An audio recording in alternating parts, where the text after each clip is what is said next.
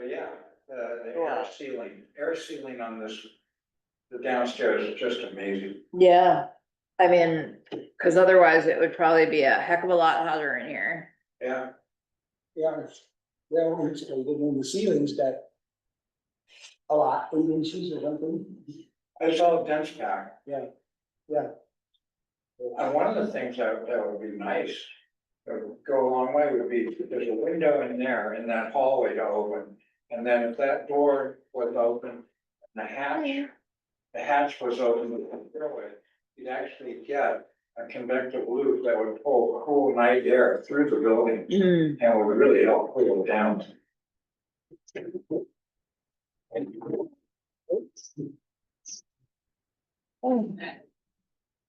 Not even that hot in there. It's cooler than my house. Yeah, right. What? This isn't too bad. Yeah, not too bad.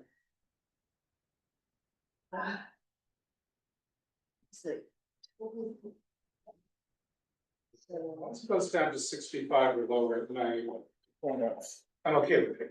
If it doesn't do that, that's. Yeah, not tonight, it won't. No. And only 2/10 inch of rain, if it even rains at all. I learned the other day that deer flies come out when it's warmer than 65. At night or just generally? Just generally. Oh, yeah. Yeah, They have been around. taken their pound of flesh from me for sure this year. Yeah. We're coming up, your property Saturday, Yeah, and we have an exchange student, yeah. and if he's into it, we'll do some of that. If he's like a super city kid, we'll probably skip it, but yeah, we'll see what he wants to do. He might just wanna sleep. Yeah. Cause this program there's a lot of stuff going on, a lot of activities, except for that one day, which is family day. This is the guy, the kid from LA or something. Yeah, it's a kid from LA, yeah. Ridwan Chaudhry. We haven't talked to him on the phone, we've just been texting with him. Oh, yeah. And, So it's not here yet. what? He's not here yet. He's not, he comes tonight, like late tonight, cause he's on a California flight, but he keeps halal, so. I went to the one store in Burlington that I thought would sell, like, cause I'm just for meat and, so bought some halal meat. It's all from Australia. The funky store. I think, but I mean, I'm sure it's popular, cause there's. In the old North End. In the old North End? Yeah, Yeah. it's called Champlain Halal Market. Yeah. Yeah. Sorry, I have major eye allergies going. But, yeah, so it's cool. I'm excited. Yeah, that's great.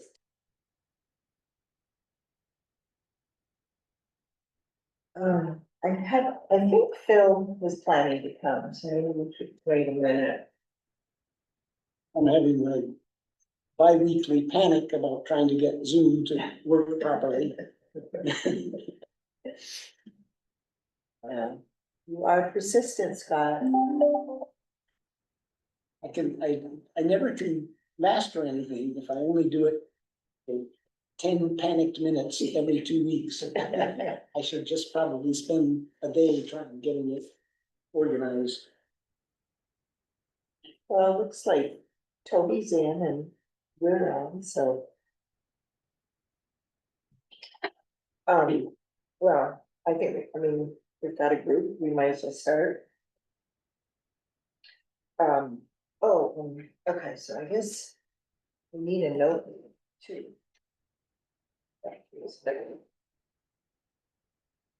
Hello. Hey, Bill.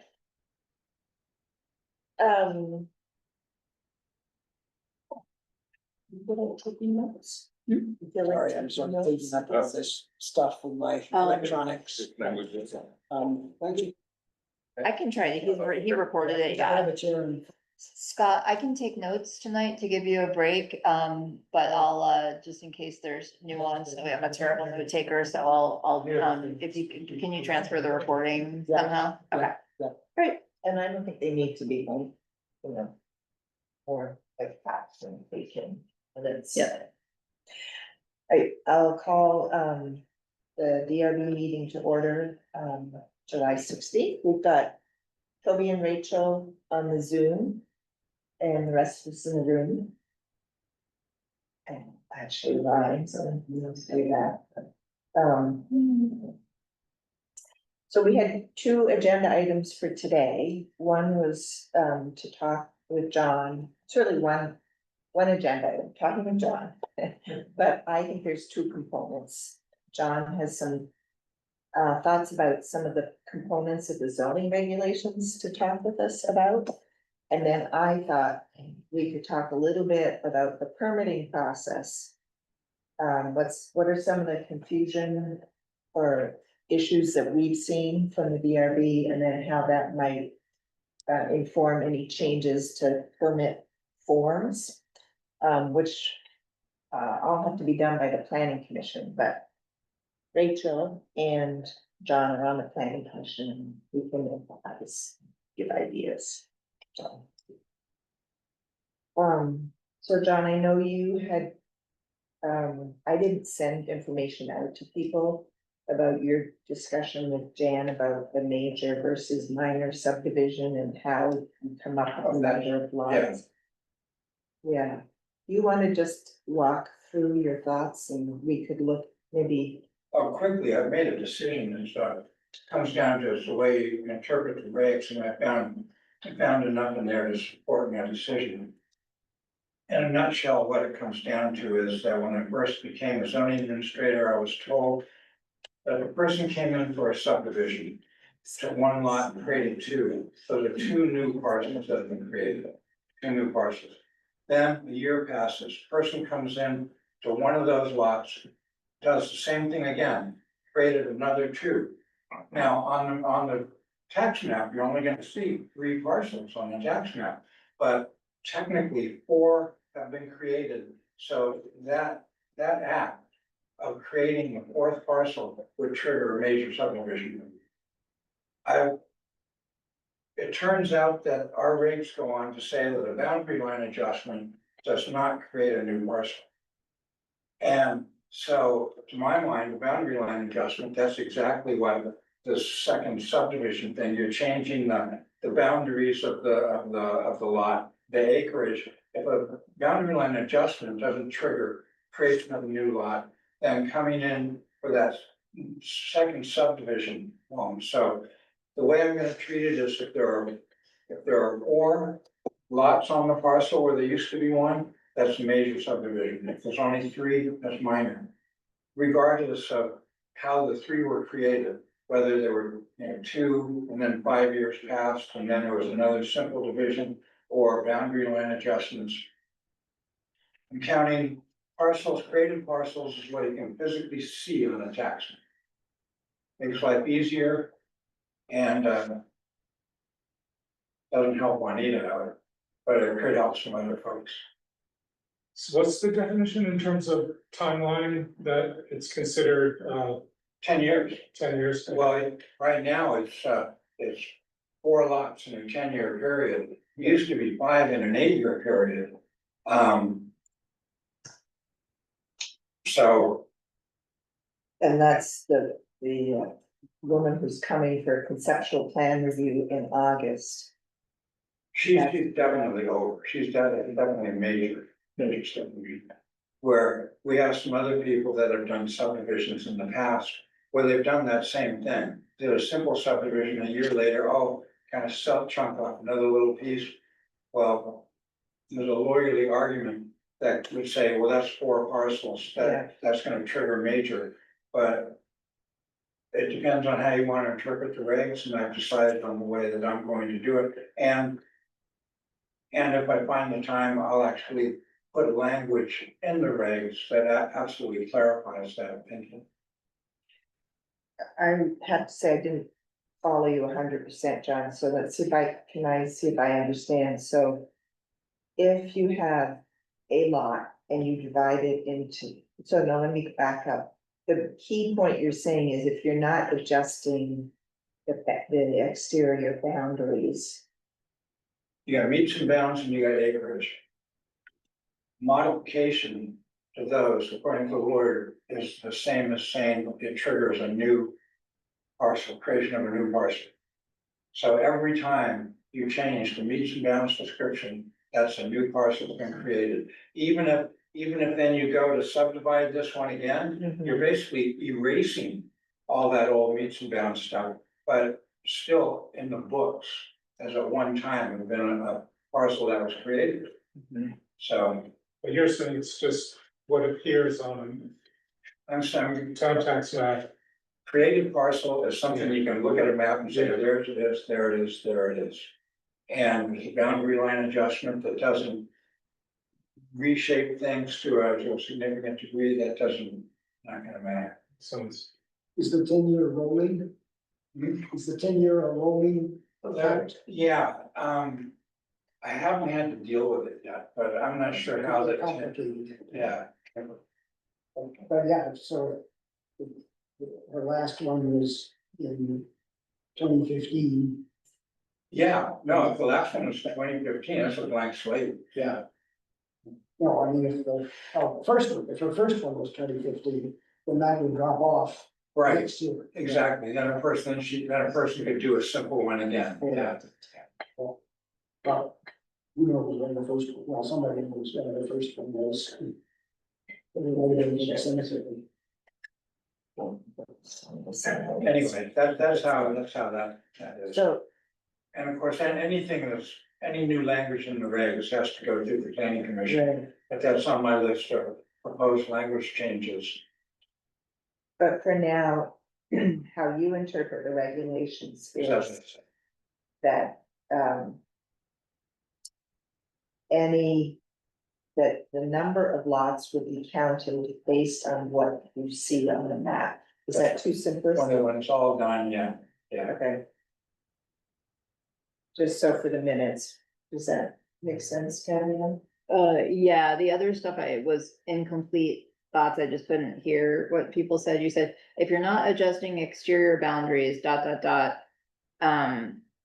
Number of lots is counted based on what appears on the map, that's the clearest thing to me. yeah. That's the key point, I think. Yeah. for the minutes. Shape on the tax map is a parcel. Basically, it's that simple, Shape on the tax map. yeah. Let's send the draft to John. I mean, sometimes there's a lag between the time someone finally gets entered in on the tax map, but you understand what I'm saying. Yeah. well, the same thing as saying, different tax ID numbers. Yeah, that's another way of saying it. That's another way of saying it. A new parcel ID number, because in the case of a subdivision, then a repeat subdivision. You created two parcels in the initial one, when you come back to do that second one, you've only added one new parcel ID. Yeah. And so that's another way of looking at it. So John, this might be a hypothetical question because it has never happened or is unlikely to happen. What would happen if somebody subdivides and then they buy another piece of property and so there's a merger of the subdivision and the adjacent property?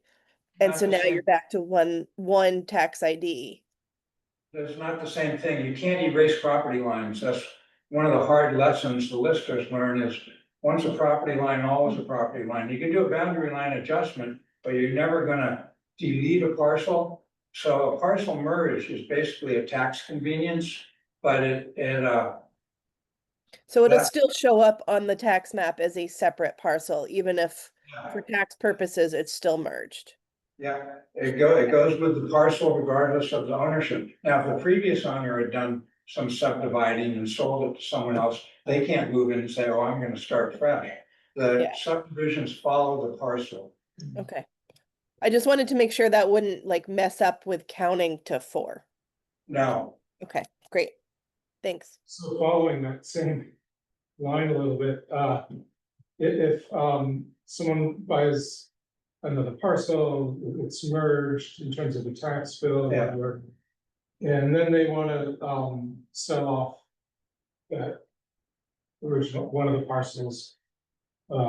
Is that a subdivision? Because you're saying it's two parcels? no. So it's not even. The parcel ID hasn't been erased on that second. It's been merged, but it's still basically it's actually in red, and the lister files is red, it's inactive.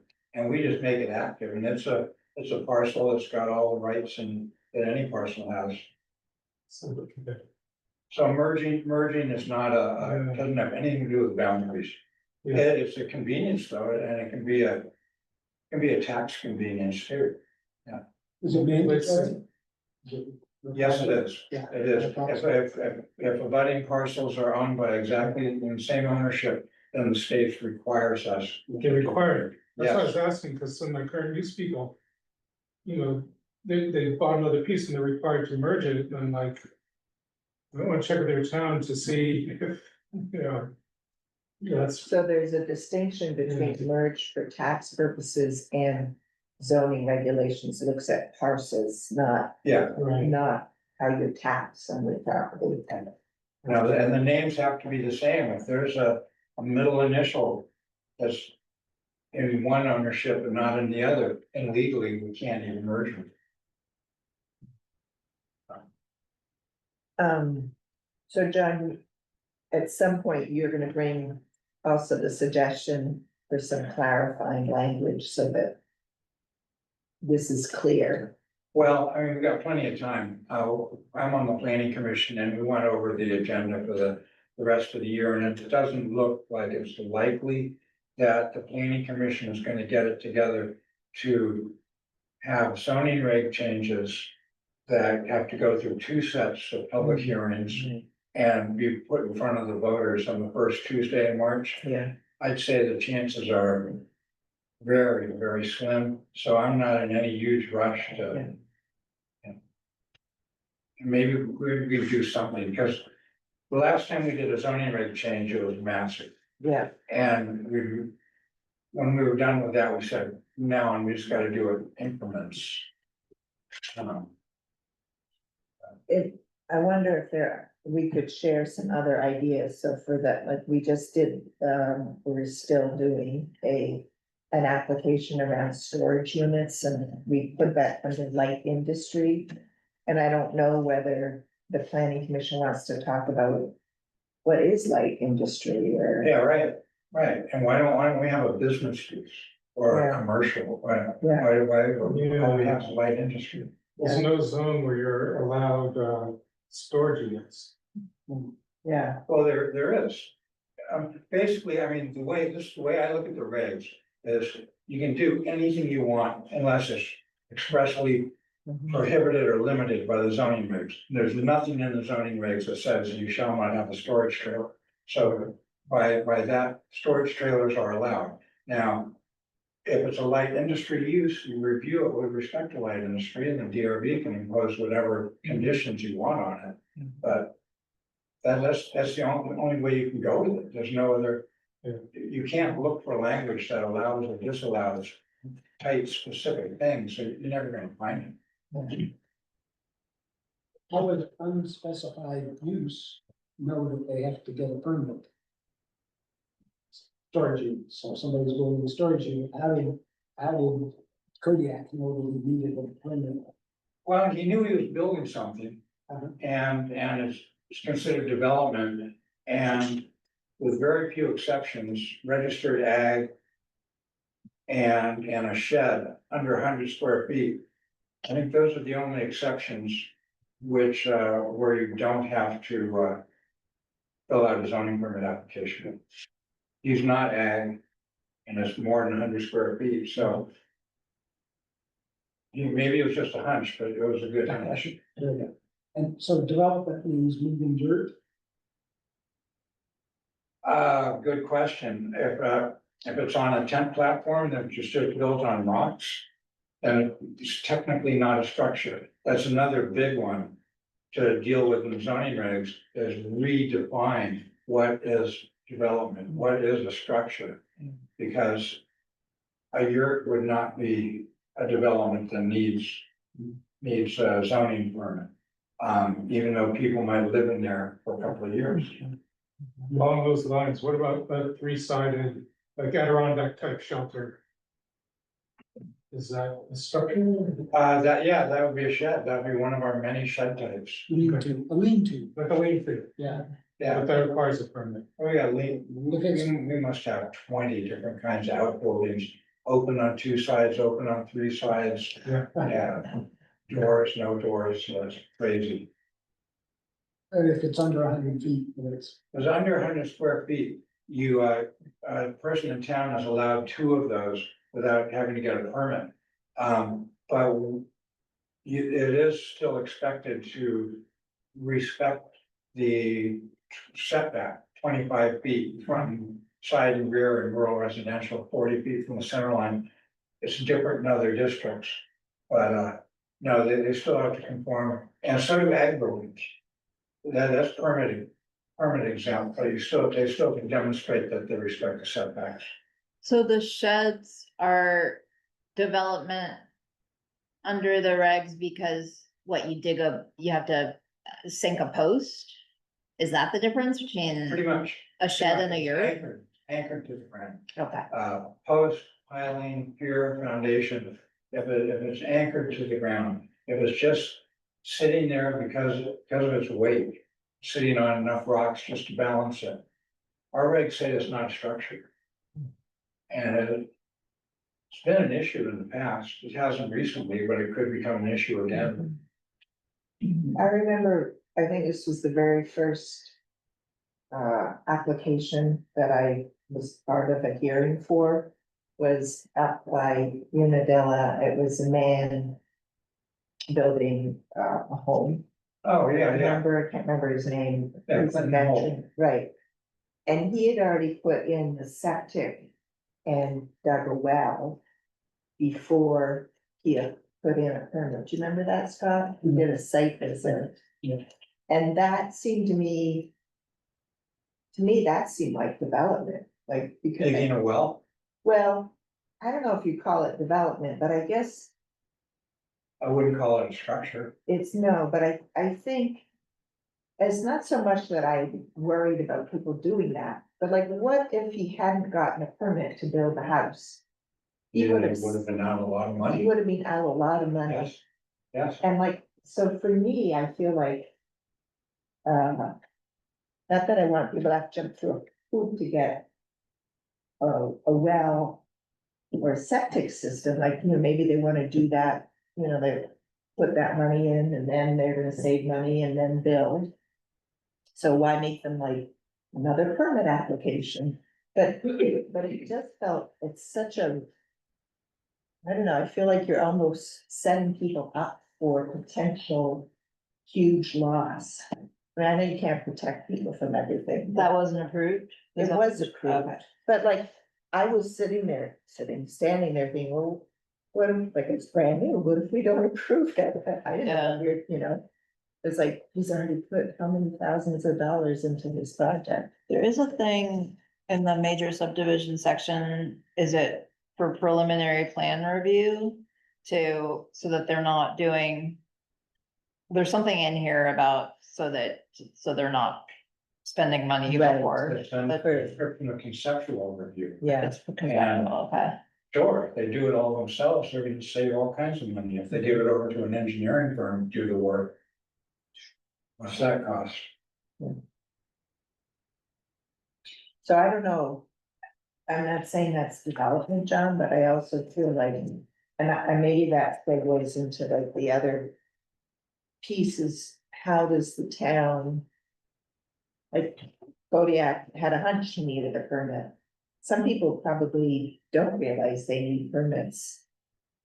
And do things, or, I've been doing this for, I don't know, 12, 15 years, yeah, and, no, people people pretty much know if they need a need a permit. permit. Okay, well, that's good to know, And I feel phone calls all the time. Yeah. Someone says, I wanna build a woodshed. right, How big is it? Yeah, Yeah. 8 by 12, so that's it. As long as it's 25 feet from the side, you're good to go. yeah. Cause it's under 100. Hmm? Cause it's under 100, Under- the 8 by 12, Yeah. yeah. Do people have other questions about the zoning regs in general that John maybe? can help. I guess just to review, the changes that you are going to propose are, let's see, there was a clarification that, the determination of major subdivision, Counting lots. okay, For minor and major subdivision, how the lots are counted. That's okay, language that clarifies that. okay. And were there other ones?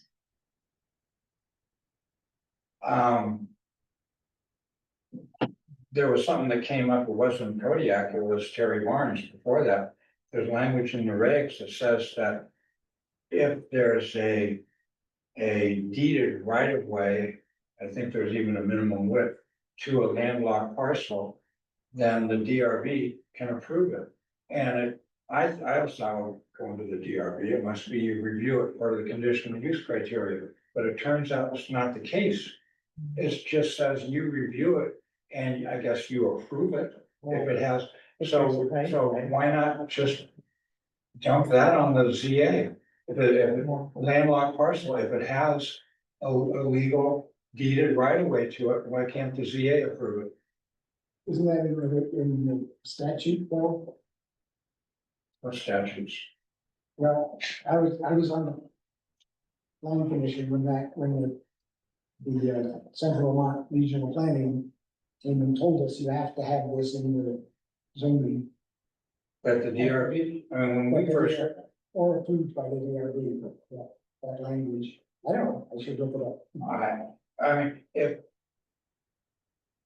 Sure, I mean, I'll send it to the DRB and the applicants that ask me why, I don't have a clue. I don't know what you're supposed to do outside of showing them. A deed or a survey. The same thing that they would show me. But it's not like there's specific criteria, how much traffic you can have in your driveway or that kind of thing. Yeah, to me, the only issue is, the right of way. You know, whoever land that's going through, if they have an issue with it or not.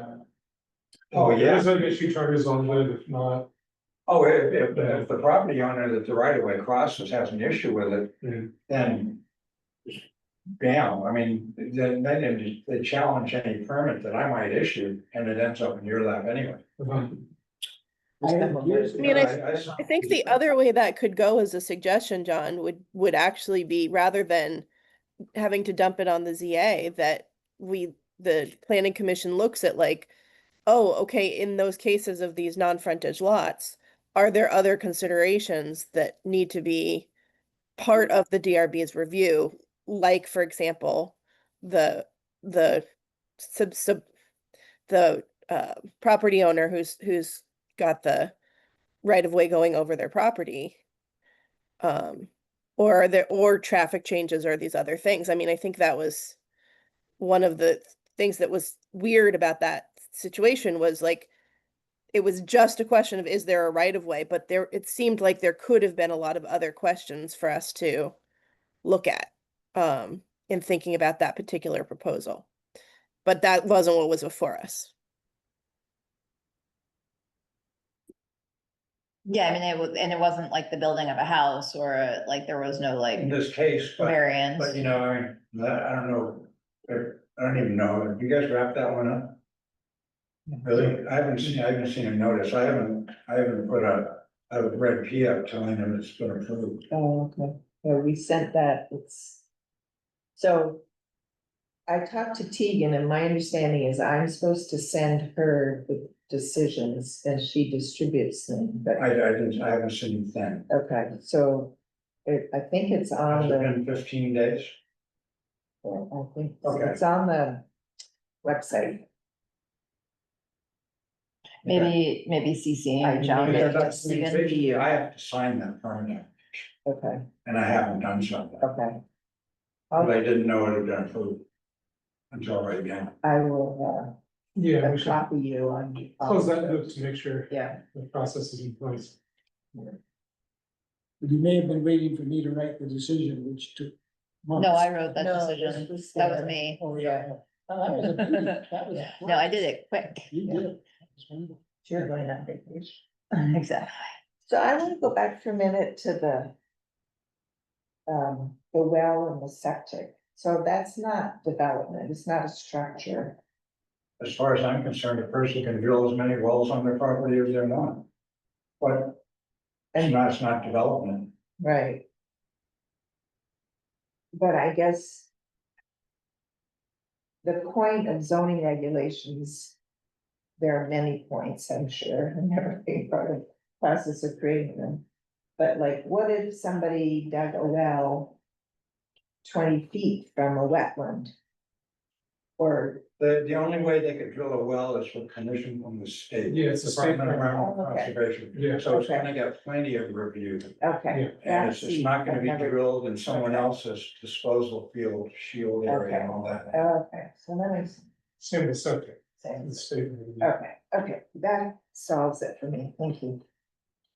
I'm telling them you'll fight it. Um. I was thinking, we could have a bit of conversation with John while he's here about the actual permit process. And there are a couple of instances where I feel like we received applications that aren't, like the map's not to scale, or there's been confusion, and then like we're trying to explain it to applicants, or like. I can't remember, this was on Jack Hill, somebody was subdividing a lot. And we went up there for a site visit, and then, And you, right, and then he said, oh no, I'm gonna put my driveway over there. well, that caught me off guard too. Yeah, So I had to say, whoa, I was good like- luck, guys. I was like- Yeah.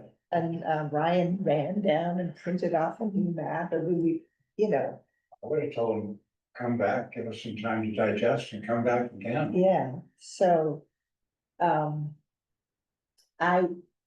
I was wondering about some of the conversation the board has had at other points is like having a document about what to expect from your DRB hearing, you know, like, so people know what's coming up. So you don't, I mean, I'm sure you explain it, but it doesn't always sink into people. I was looking around at other towns' sites, and you know, one of them has a checklist for conditional use review. I don't know if that would be useful for the DRB. Well, I mean, as- that would be your check, not mine. Right, no, So exactly. yeah, you guys help yourself and make a checklist. Things that.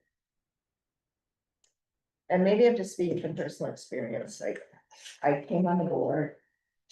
Obviously, I don't know much, I don't even know you need a state permit to drill a well. Other people are more knowledgeable, I end up chair, and I'm like, okay, how do I do this? And. Like the next person who's chair may be super proficient or not, maybe struggling too. And so are there. And like Ryan gave me a ton of stuff, but then I'm like trying to decipher Ryan's, you know, how he learned it. So I didn't know if there were things we as a group could do. That could make our process easier and or make applicants' process easier. Like, I don't know, I was just thinking about fillable PDF applications, you know. There's nothing better than reading this until you're ready to throw up. Yeah. Reading this over and over I again. know, with the yellow highlighter and then. Yeah, you that's know, really all it's- they can do. Yeah, I think And the, I still discover that. yeah.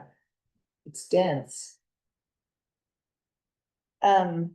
when you, meet with folks and impart your wisdom, do you say anything about like, say if we're going through a table or like any list of questions that's in the zoning regs? Nope, all I do is give you the reason why I couldn't approve it.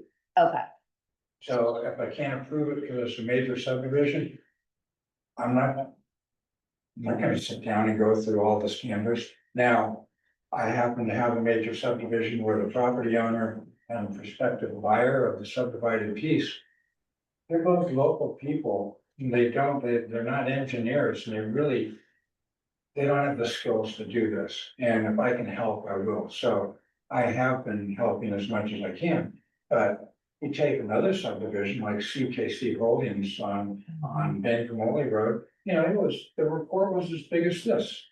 Yeah, for a major subdivision. Yeah. Yeah. So.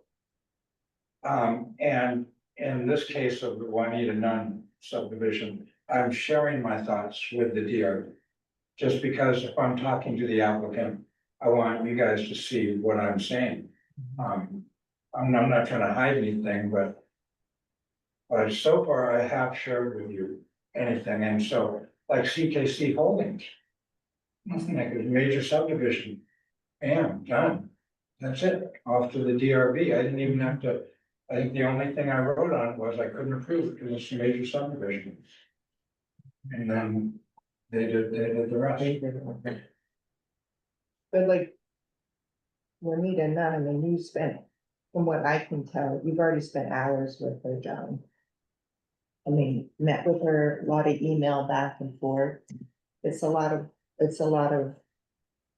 I mean, it's a lot of work, it's a lot of work. Yeah, it is, it Yeah. is. But, I mean, there's part of me that feels like this is a case where this is being dumped on someone in town. Mhm. And if I can help, I will, Yeah, because she does have to subdivide, yeah, because she needs the money. She's hoping that the person that'll buy the subdivided piece will actually start doing farming stuff on the property, so it looked like a good fit. yeah, But it's a major subdivision, she has to deal with that. yeah, And, I mean, if the DRB sat down with her at the first meeting and said, forget it, we're waiving everything, we're then treat it like a minor, Mhm. that'd be your call, mhm, but I can't do it. right,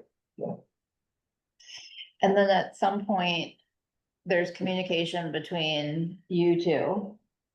And you talk about, do you provide the sections that are? Like, how do you get the sections? You just do your best guess? yeah, I mean, I'd be. John has told me things like.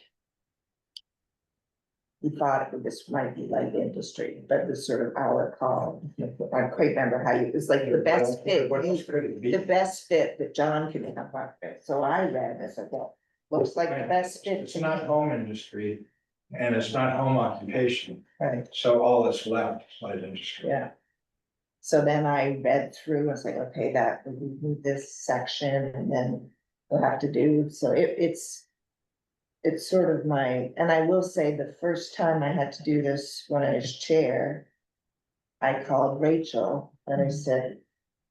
I think, and she said, but this, and like, we sort of figured it out together. What about like when there's an overlay? Is that clear from these? What? What kind of overlay? Yeah, let's say it's a shoreland overlay. Okay, and then you have to go by shoreline rules. Right, but how does one know when they're applying if it's a shoreline, or do you tell them it's a shoreland overlay? Most people in shoreline know it by now. If they don't, then they'll think that it's a regular permit and they'll come to me and say, no, you need shoreline review. I get people that sometimes new property owners that don't realize that there's the shoreline overlay. And in every case, the first thing you do is go to the state. And because if you can't get the state shoreline people to say it's okay, and it's unlikely that the DRB is going to say it's okay. And on the permit application, you're supposed to check. Your zoning district and your overlay district. And we don't even have those accurately represented anymore. Right. Oh, so. Why not? But we haven't redone the form, we've got to redo the form. Things have changed with the, I mean, it really wasn't that long ago, 2 months ago, maybe, we finally accepted the changes to the zoning regs, which included new districts, new sizes, that kind of thing. Was this most And- recent amendment, that was this most recent adopted, the biggest change in quite some time? Shroud was a huge change, but we also have the river corridor, which is a large piece of land which is just off limits to any development. So river corridor, revised flood hazard overlay, and shoreland overlay. Those are biggies. We changed the shape of the village district, the zone village district. We changed it in North Calais to include Memorial Hall. Goes up to Memorial Hall, and in Adamant, we reduced it, so it stops about halfway down from where it used to. It used to go all the way up to the quarry. And we had a meeting and people in Adamant came and said, what are you doing? We said, sure. Pull it back. There is on the website a 1 or 2 page document that is summarizes the significant changes. Okay. Toby, I see your. Yeah, green light. so one concern I have, and having heard from John, is the process between John's paperwork and what we do, and then what gets returned back to him. We should really create a pathway that says, if we do a decision, where does it go? Who needs to see it? I think we've fallen through the cracks a few times that John did not see a signed document and complete the process for, getting the permit, finalized and recorded and all that stuff. So I think we should just, work with John to create, a pathway that says, once we get a use permit, when we do this, it goes back to John or whoever, because I think John's been missing some of the stuff because we haven't had a process that's been identified correctly. So what I'd written down was that when a decision is made, the chair would email it to the town clerk and the zoning administrator. Thank you. I think that would Do do it. And is it premature to post it on the it. I don't website? know who does that. I don't know if It's- Barbara gives it to Sarah Black. I've been sending things to I Sarah. don't do it. Yeah, I mean, is it premature for it to go on the website before you've signed the permit itself? No, not really. I mean, what you. Made the This decision? is our decisions. Yeah, Yeah. So, Do you sign? We might just want to be really clear, always make sure we have the decision date on the decision then, because that date, regardless of when John signs the permit, when it goes on the website, that's the date that a lot of other rights would come out of. So if we denied something, appeal rights.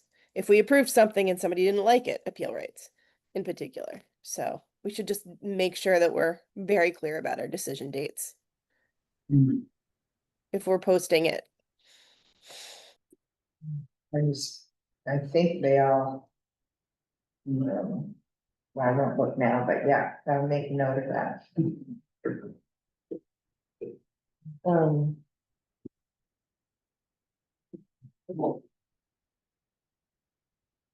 I also noticed some of the maps that are on the website don't have the new Shroud. So who does They that? do. We do now. If you go to the Calais website, Okay, go to maps, you'll see a dialog box pop up right at the top. It says Access GIS. If you click on that, that'll open up a new map that we're paying for, and it's got everything you want to see. It's got the expanded village district in North Calais, the reduced village in Adamant, the Shrod with the 800-foot buffer on the eastern side of Curtis. It's all there. so on just the, another, just on. What this we gotta one- do is get rid of the other one. Right, Central I- 'cause- Regional Planning hosts the other one. You just gotta pull it off. Well, if you go to the zoning page on our town website, there's a list of documents, like zoning regulations. If you scroll down. You wanna see a map of the zoning districts and all that? Well, I just don't want, it sounds like these should be taken off the website. It says Calais zoning district map with ponds. And then when I went to it. And maybe this is accurate, but it's like from 2005 or something. That's pretty old. So I just don't know if it's, No, it's a good point. I don't think you can find people that would argue that there's a lot of crap on the town website that should be removed so we'll probably go through it. and replace it with new stuff, Yeah, current stuff. so like John, something like, I feel like anything on the zoning website, like, that's sort of your purview, right? So should I email you and Sarah and say, well, I don't know, I mean, it's not. I don't know enough about who makes decisions about what's on the website or, The select board made the decision to hire Access, to, come up with a new map for the town. I was hoping they would, but I. Maybe Corey, I don't know, me and Corey or something. Yeah. It certainly isn't part of the job description, zoning administrator, right. go through the town website. No, I just feel like if I'm saying to somebody, pull this off, and I feel like you should be saying yes or no, or somebody other than, We've got tax maps. And we've got we've got the online map with the zoning districts. there's And also a PDF, like Calais zoning districts and FEMA and FIP 2012. It's National the Flood Insurance. students. Pull it up. Have you found the one I'm talking about though? The one that we're Well, supposed I to? mean, I believe you, I'm more concerned about, like, who, Okay, who I mean, do I I can look talk through to it, but about someone something? should clean up that mess. Tegan. And Okay. it's not just your planning, and you'll find similar messes in other Right. committees, Yeah. commissions in town. Yeah. So Phil's suggesting we talk to Tegan, so. I was just. Yeah, I think it would yeah. be the purview of the planning commission, honestly, what was up there maybe, but. Yeah. Yeah. I'll start with Tegan then. Someone would have to take ownership of it and make sure that it's right. And what happens when you have these boards where people move, roll in and out, and the person in the town office doesn't know, so that it just gets stale. Yeah, it's Or, you know, very when- common. When anything's put on the website, now or paper or something, give it a date. And who's responsible, the creator, and after a number of years. You know, okay, this one, take it back to the creator of that planning commission, whatever, so do you still It's want? it? still valid, Yeah, Yeah, that would all be up to whoever's organizing the updates, to those areas. They have to have a system that works to figure out what. oh, it happens, you lose people move around, back and forth so much, pretty soon, someone shows up and looks, who did this, nobody knows where it came from. yeah. Yeah. Along those lines, the parcel maps. Is that up to date? Or how does that stand? It's updated annually. It's updated annually. The more surveys we get, the more our mapper makes corrections and, yeah, so And that's. that all gets uploaded to the state, right? For their parcel viewer. Yeah, well, the listers send any changes. She's pretty good about seeing them, because she has access to all the surveys that are filed with the town. But no, she modified, Christine Chamberlain will modify the tax map every year she does. And creates a whole new PDF, sends us paper copies. I haven't checked the state parcel viewer lately, but last time I checked, you know, for our part of town, and I'm seeing stuff that, you know, wasn't correct since, you know, 2000, and it's still on. You guys still got inaccuracies there? Yeah, Talking about property owners' names for the there's false boundary truck store. shapes of the boundaries, Boundary, yeah. did you have a survey that showed a corrected boundary? Yeah, I thought that was on file. If there's a survey that shows that Yeah, you can see a boundary that's not right, this is actually conversation with the listers, but I haven't. Yeah. yeah. Yeah. Right, and I was just curious of the process, you're saying it gets updated annually. Yeah, it is done annually, every year we get a new tax map, sometimes only be a few changes, but. And updated with whatever the grand list was at the time, so we try to keep property owners' names accurate. And something like Vermont Parcel Viewer actually has pretty accurate information, and so does the Access GIS map. That's pretty accurate. You go to the Central Vermont Regional Planning Commission online now, They have property owners who moved out of town 5, 6 years ago. So this GIS one is the one that you were saying has the overlays? Access GIS, is that what you clicked on? Yeah, Okay. It's just a link in So, yeah, the you see that? first paragraph. So maybe, so that map link is under land records, and maybe we need to have a copy of it that goes onto the zoning. Don't you find maps under land records, the bottom tab is called maps?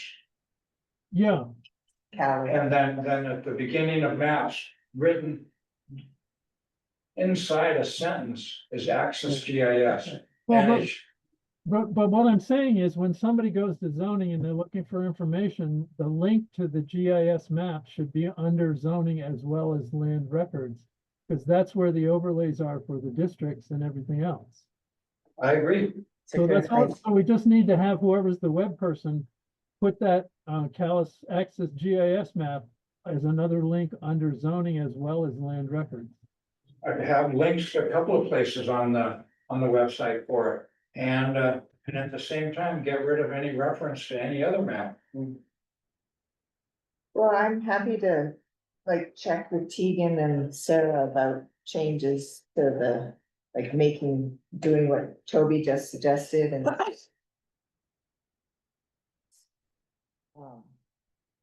You know, there's a few other things I think to make that website a little clearer, like separating our minutes out from our decisions, you know, some. so that's an action item. You'll speak with Tegan and Sarah Yeah. and begin the process of some that you're very clear are out of date, Yeah, goodbye. yeah, And then some you'll probably check with John. yeah. Yeah, I want to go back to the conversation we had about people getting handed off from you to the DRB. I'm curious, if we gave you a piece of paper that said, here's, so you're going to see the DRB. You know, and it had like a list of bullet points that they need, but they might want to, map they might want to look at, would you be able to hand that?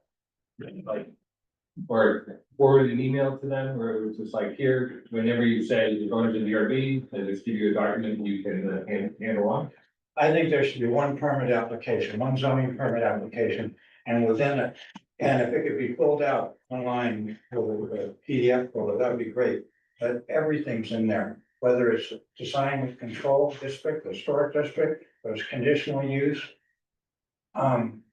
Whether even subdivision, the whole thing in one packet. So a person just opens it up and, you know, the first page could be, hello, property owner.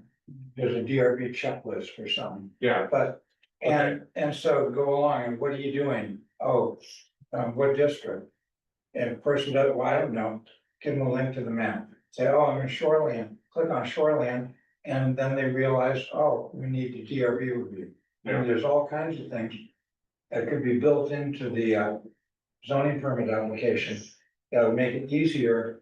And just having one instead of, what do we have, 7? Seven, what? Separate, yeah, that's insane. 7 applications you have to fill out for a zoning permit? No, but you do, you All have to these fill out, forms. like, person's putting a porch on their house in the historic district. Fill out the main permit application, then you have to fill out the same information again. In Kent's Corner Oldest Church, historic district, where all that wants to know is it in the historic district? If so, what number? What are you planning to do? That's information that's actually already in the original permit. Sure. So there's no reason to have a separate application for a store. You just check a box and said, oh, this needs DAB review. And so is that because they basically go to separate places, back when there's 2 pieces of paper? It used to be Go more two separate complicated places? than it is now. Yeah. It's in the historic district, it's reviewed by the DAB and the zoning administrator, and if we all agree, then it can be signed off. It used to be used to come to the DRB. Person wanted to change the color of their shutters on their house, would come to the DRB. You know, so a person, I want to change my roof, so 100 days later, they finally get the permit for it. Yeah, no. and what there's- would the decision say? Tacky? Turquoise does not. But the zoning permit application could be trimmed up a lot. Is that on the? That'd be website, kind of fun zoning to work permit with. application? Yeah, there's, if you go to, this is the list of forms. I've, oh yeah, I've looked at that. There's 3 for a major subdivision. If you wanna do a curb cut, there's 4 links. I mean, I don't know, haven't even looked at that, but I bet that could. And that's not the purview of the ZA, so I ignored them too. Yeah, I saw the planning commission. I'm sorry, select board. so, So when someone calls you, do you like point them to the form saying, hey, you're like, you need this one, that Oh, yeah. one, this one, this one? Yeah. so John, you're suggesting like the permit application sort of be like, more like you walk through. I wanna build a shed. And it would, you could, I bet Phil could figure out how to do this. What are the dimensions? 8 by 12. Bingo, all you just need to do this. 15 by 15. Oh, this is what, it's sort of a Yeah. hyperlink to take you to the next step of the process. Something like that could Something like easily be that. included in an application, something like that for the free sheds. 2 free sheds. The third one, Right. even if it's 99 square feet, you gotta get a permit for it. So how many sheds are on your property? You'd like to see. So, I mean, that seems like it would be a really useful service, would minimize probably some of your workload. Especially if it could be completed online, and Yeah. some of that information could be populated automatically from the Right. grand list or the tax maps. Yeah, You know, mostly they say, I wanna see where's the house on the lot? That could be produced, I mean, it's right there, there's an aerial photograph of the property with the house on it, that could be just instantly part of the application. Auto filled from where? What did you say from the tax maps? The map we have, the online map, The GIS map? yeah. You can zoom in, you type in a parcel number and it'll Yeah. zoom in, so if an applicant. If it was well coordinated, an applicant could put their parcel ID number in. And they get one page that would pop up, would be an aerial photograph of their parcel showing where their house is. And it could even show lot line dimensions, neighbors. Yeah. It can do all kinds of neat things. Just so I'm not seeing aerial photos, I'm seeing like a photo of the house on the GIS. I mean, but still, there's a lot that could potentially be auto filled. Where are you just looking at the basic? Yeah, Yeah, gotta go to that tab. You gotta go to base map, click on base map. Okay, try that one, imagery hybrid. There you go. yeah, cool. So. Given how busy the planning commission is. Do you think that it makes sense? I guess I should ask the DRB, and do people here have an appetite to try to work on something like this? I'd like to talk to Tegan about it. I would Yeah. enjoy working with Tegan on revising the application. And when we get something that's sort of not necessarily ready for prime time, but ready to show people, Yeah. then maybe I could present it to the planning commission without gobbling up too much time with stuff and other things. And see if we can move it along that way. I think the application doesn't have to go to the voters in March. So we can start working on that, and possibly make good progress Right, and, yeah, Does maybe, the application typically contain everything the DRB? To make it, does the application typically contain everything the DRB needs to make a decision? Is that all that we need? no, No, no. The only thing you're gonna get from me, when it goes to the DRB is the reason why I couldn't approve it. But if it's because it requires conditional use, you've got your own you've got conditional use standards and discretionary standards and. I'm not gonna, yeah, Sure, I'm just trying to get a sense of, because I don't know about the whole process, I'm just thinking about from Yeah. us, from our standpoint. If there was a way. Just to produce something small, that was just like, okay, you're coming here for this, here's what you need, and if you not sure, here's who you contact and figure it out before you come. That's all, because that was something we talked about originally, like last year, but just having more documentation for the public to know what's happening. with it. Yeah. Sort of the preparation, how to prepare, like. you Yeah. know, It where does may seem stop. like, I mean, I love this idea of one application and a web form application, because it seems like we could build a feature into it where once it's clear that John can't approve it as the ZA, it spits out like, okay, well, if you're gonna have to go to the DRB, here's what else you'll need for conditional use, or here's what else you'll need for a variance request, or, so it could identify for people, even if it's not part of what they submit in the application, like put them on notice, like there's gonna be more homework now, unfortunately. So, I don't know if the application could do that, but the chair or somebody, Yeah. that, like, the DRB can do that maybe, and like put it in like the next iteration, or just add it to the zoning application. And then it spits out the thing, like once the sections from the zoning reg are identified, then then maybe it does that next step of, like a letter to the applicant that says, here's what to know about coming before the DRB. And could it also include something like, you're not required to be here in person, but we highly recommend it?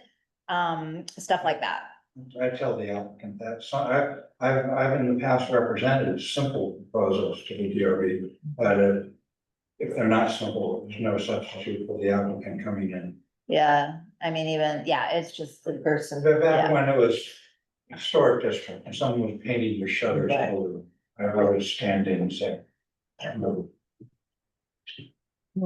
So right now, there are all these zoning forms that are on the website for conditional use, the major subdivisions, the historic district. If we essentially make it all on one page instead of having right-of-way permits and those other things that aren't our purview, then the list would be more simple for someone going to the website. We could make a checklist that says all the list of the forms, and John could just check them off when he gives that to the applicant who's going to the DRB. Then they can go to the forms, and we can work on making the forms more informative for somebody to bring the right information to their first hearing.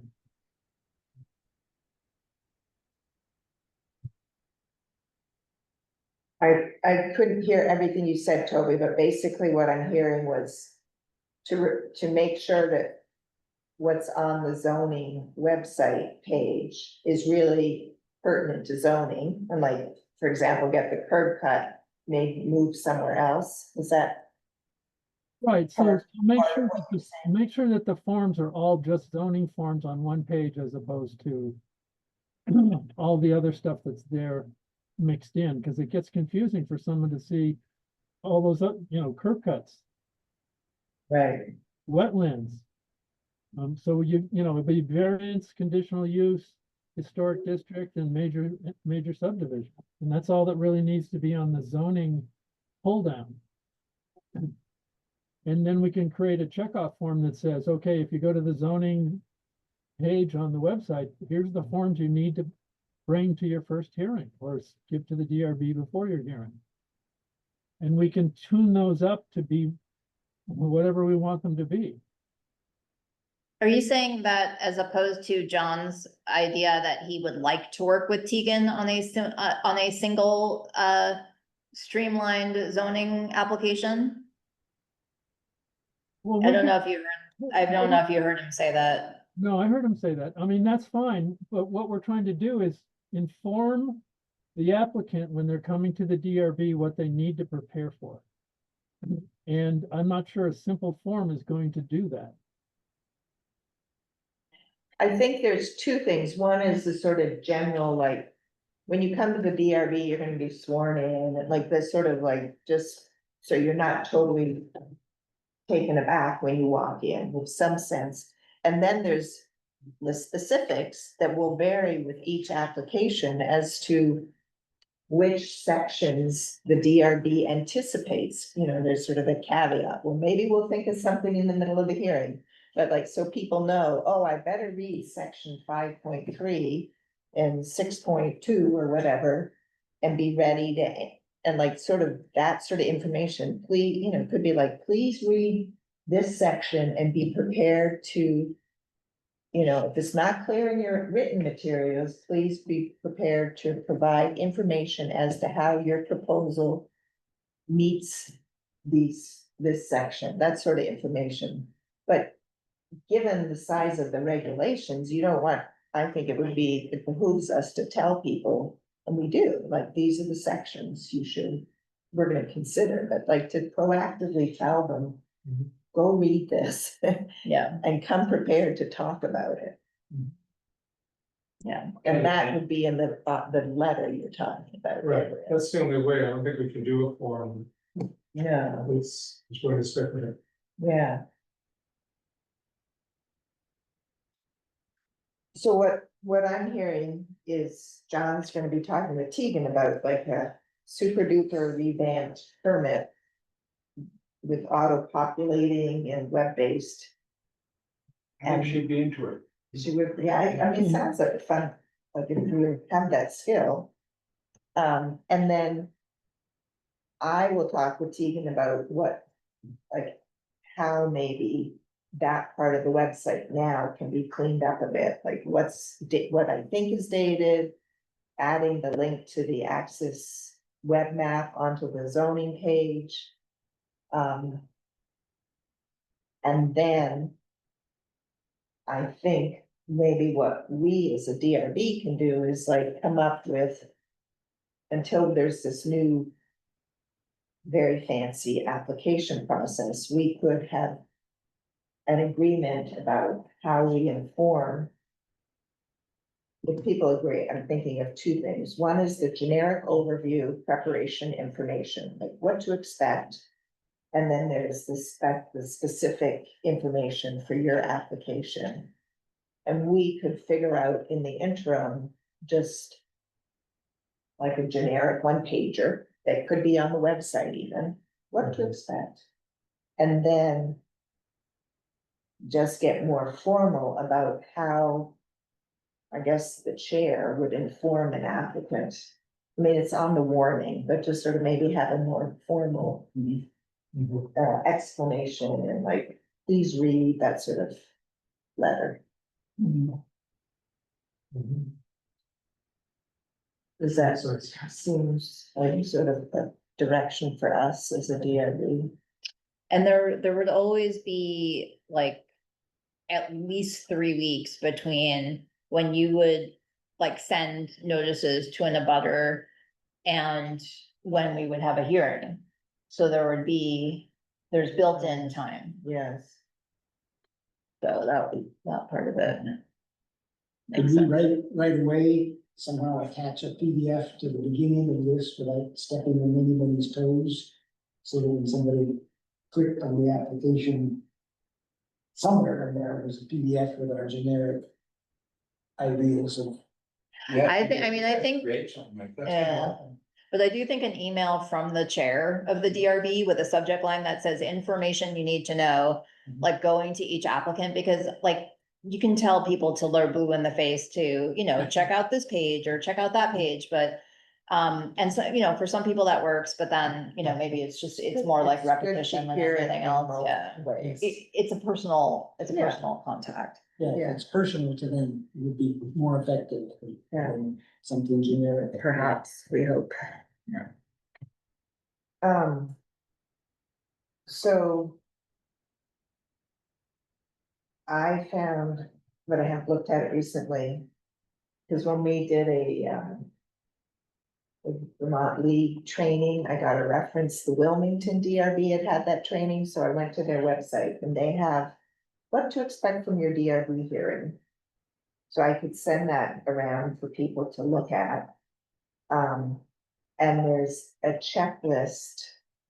For conditional use review. It's from Stowe, it's probably totally, I mean, I'm sure it's very different, I can't imagine what they're saying, so like.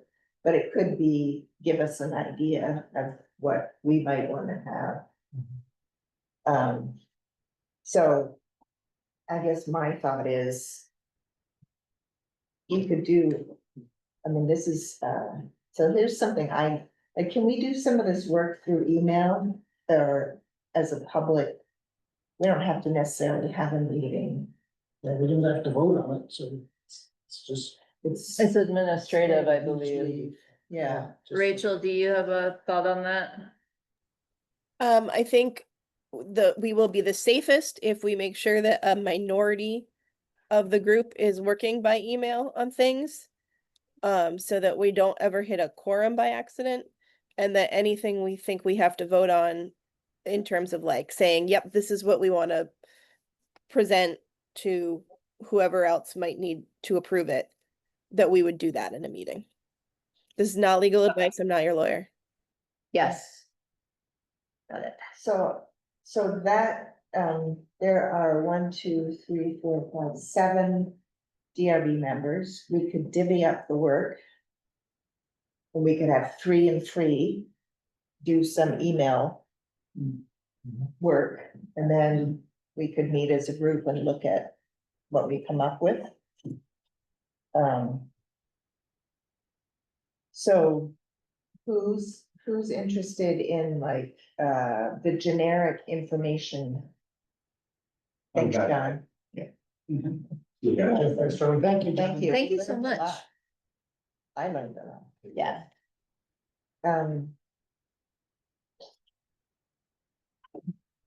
Does anybody, I mean, is this something that people, like, somebody might say, this is not I don't like working on forms, it's not like, or. I mean, I would start with the I mean, yeah, you want me to just look at the Wilmington one? Okay. Let's start with that. I can try that. I'm happy to work on the checklist and reforming the zoning list for the website and also looking at those documents and seeing if there's any changes or notes that we need to add to them. Okay. So maybe Toby and I could do that. And the generic information. Gabrielle and Scott. And then the specific form letter. Whatever, email. I could draft and send it to.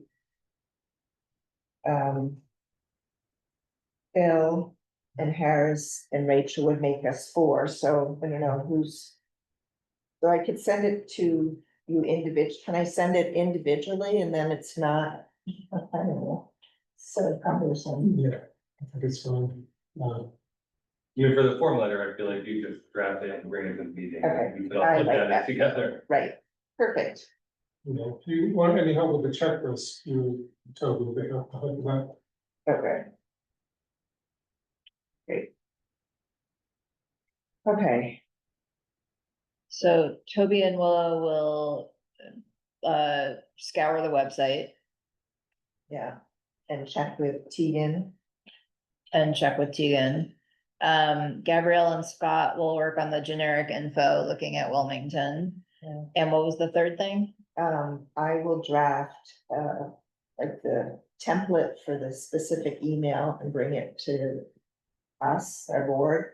For the applicant email, And okay, then Toby and Harris will look at a checklist for conditional use review, and I'll send you the spell example. Okay, Sorry, I had to step away for a minute. Is there anything that you want me to join in the work on, or do you feel like it's well covered? If you're interested, did you hear the list we just did, Rachel, of what? I we're did. doing? Yeah, I mean, Okay. it sounds like it's well covered, so I just don't want anyone to feel like I'm not pulling my fair share of the weight. And there We might be know- something else that comes up and I can work on something else in the future too. Okay. Okay. And you are in the planning commission, so we know yep, you're pulling your weight. Okay. So for the, I just mentioned the August meeting agenda. We would have approving the minutes from our June and July, today's meetings, those minutes, and then. Juanita Nunn is, will be her conceptual plan review. She is planning, as John said, to sell some of her land to somebody. And he met with her and explained the process.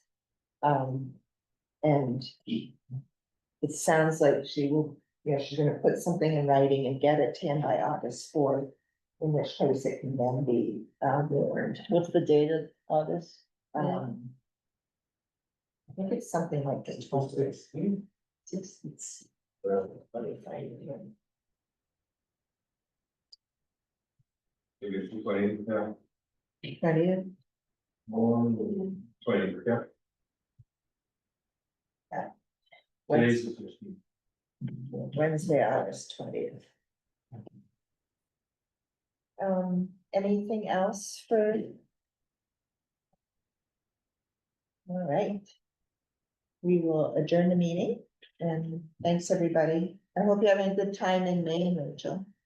I am, it's beautiful. I was just sitting on the beach for hours today and it was great. So thanks And for then- putting up with me calling from afar. Oh, of course. Great. We'll see you later, Toby. Okay, great. Gabrielle, for doing those minutes. No worries. So like for the action items, maybe I'll pull them out. So they go in the email, so when you send draft minutes around or not, Yeah. but just like, cause this is not necessarily minute stuff, like Right. the divvying up of the work, Yeah. but it would be good for us to know it, To so know. I'm gonna Yeah, commit it to, okay. typing it somewhere. And- And somebody can look at it and be reminded. You mind waiting just a sec, Harrison? I might just Sure. email these documents to people now, so. So meeting is adjourned Right, to be formal, right? ending the Zoom. And I'm not sure if I'll use the reporting or not, but just send me the link or the whatever.